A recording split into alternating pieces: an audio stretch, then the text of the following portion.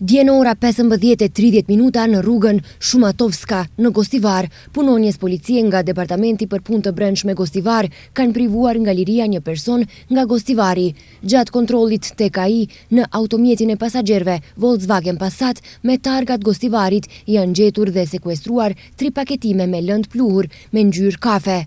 Më vonë, me urdhër gjyqësor, është kryer kontroll në shtëpinë e tij dhe në ambientet ndihmëse në Gostivar, me çrast janë gjetur dhe sekuestruar 3 qese me lëndë pluhur me ngjyrë kafe.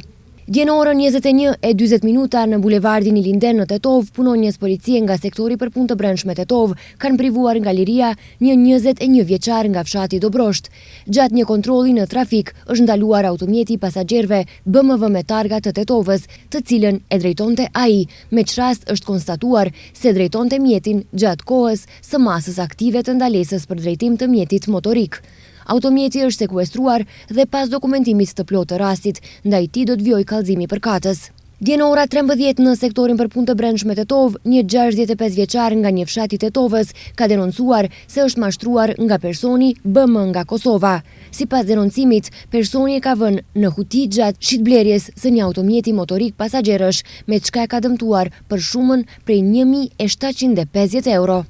Dje në ora 13:30 në Departamentin për Punë të Brendshme Gostivar, një 86 vjeçar nga një fshat i Gostivarit ka denoncuar se më datë 6 shkurt 2026, rreth orës 14, është mashtruar nga 2 persona meshkuj para një bankomati në Gostivar.